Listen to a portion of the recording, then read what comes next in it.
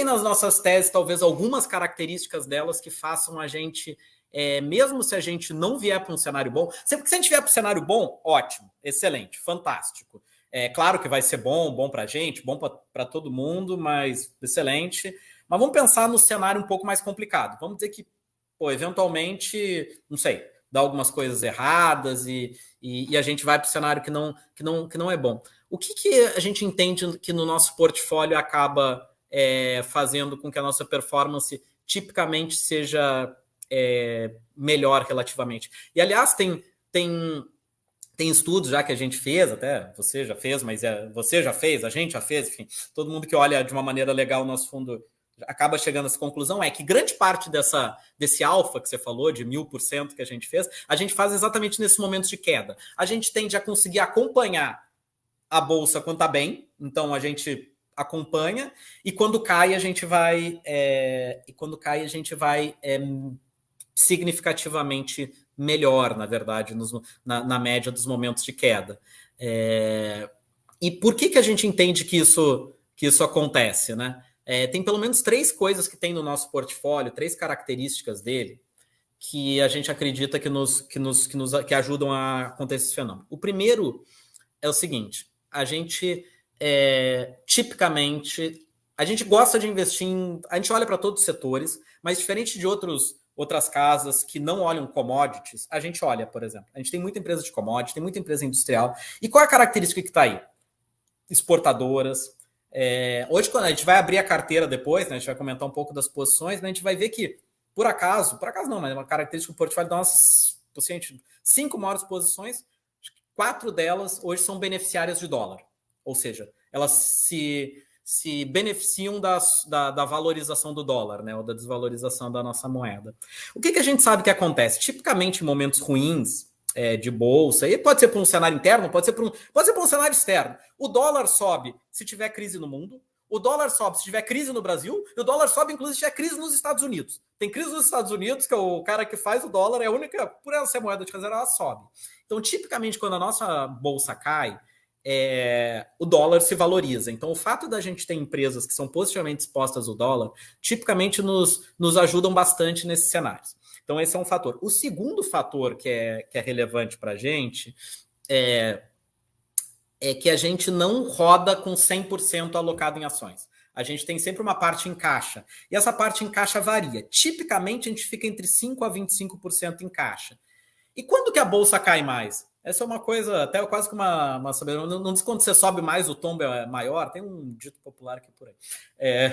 Quanto mais alto você está, o tombo é maior. Vale para a bolsa também. As quedas maiores tendem a ser quando elas estão mais altas. E tipicamente, quando a bolsa está mais cara, o nosso portfólio tem uma relação, tem menos margem de segurança, tem mais risco, e nesses momentos a gente está com mais caixa. Então, empiricamente, quando a gente olha para trás, nos momentos de maior queda, a gente tinha bastante caixa. Isso, obviamente, o caixa ele acaba já defendendo uma porção do portfólio.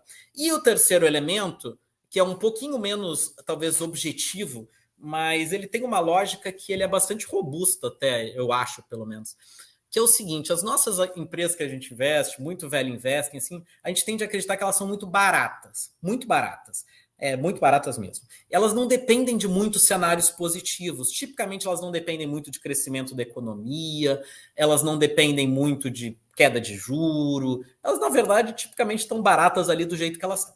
O que acontece? Tem essas empresas, tem outras empresas na bolsa que elas dependem, às vezes são empresas muito boas, excelentes, não estou dizendo que são empresas ruins, aliás, pelo contrário, então elas são muito boas, mas elas dependem de muito crescimento, né? Nos preços que estão lá dentro, está implícito que ela vai crescer 25% ao ano, que ela vai ter um retorno sobre o capital lá de 30%, enfim. O que acontece quando tem um momento ruim, que a bolsa cai? Tipicamente você tem uma quebra de expectativas, né? Você achava que a economia ia crescer mais e vai crescer menos, você achava que o juro ia cair, ele não vai cair, ou qualquer outro desses efeitos. Essa quebra de expectativa, naturalmente, afeta muito essas empresas que são mais caras, vamos dizer assim. Por quê? Porque elas têm implicitamente um crescimento lá dentro grande, com alto retorno. Se você acha que a empresa não vai crescer mais 25%, vai crescer 15%, porque a economia vai crescer menos, isso tem um impacto muito grande no valuation delas, e na precificação, e a gente poderia aqui ficar bastante tempo falando, mas se alguém não me acompanha, pode tomar um pouquinho isso como verdade, talvez. As nossas empresas é um pouco ao contrário. O cara olha e diz assim, o PIB não vai crescer mais 3%, vai crescer 1%. Aí o cara olha a empresa que a gente está investindo, pô, que não tem nenhum crescimento dentro, implícito. Não faz muita diferença, na verdade. Então, assim, ela não sofre tanto no valuation. E às vezes ela até, em termos de preço, ela até se valoriza. Por quê? Porque o pessoal sai dessas empresas mais caras, que tem mais crescimento implícito, e rodam para as empresas que têm dolarizadas, empresas que dependem menos de crescimento, etc. Então, esse conjunto dos 3 fatores faz a gente estar, a gente acredita que mais protegido. E aí vem aquele um pouco lugar, não é lugar comum, já é muito repetido, mas não é por ser repetido que não seja verdade, que é a primeira regra do investimento lá do Warren Buffett, que é não perder dinheiro, né? Lembrando que a segunda não esquecer da primeira.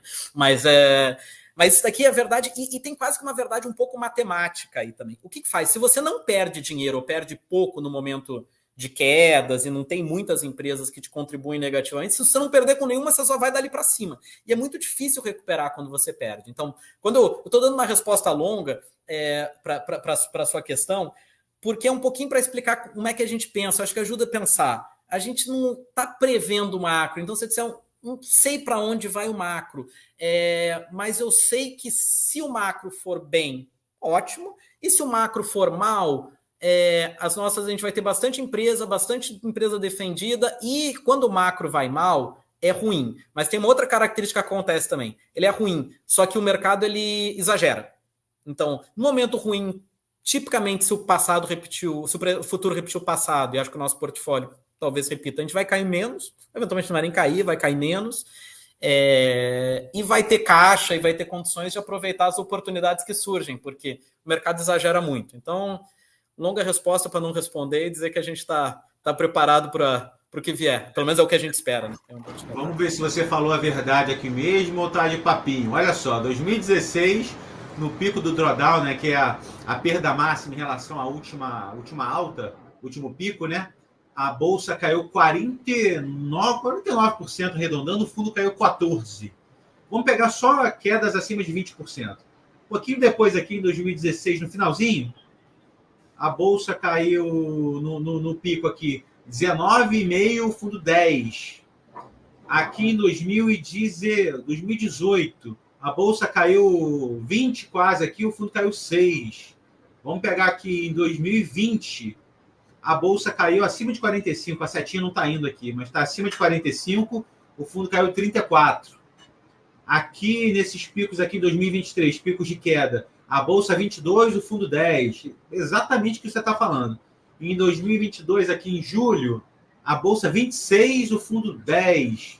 Aqui em 2023, em março para abril aqui, 24% a bolsa, o fundo 6% de queda. Então é impressionante realmente que em todos os cenários aqui, pelo menos nesses picos de drawdowns aqui, o fundo cai menos do que a bolsa.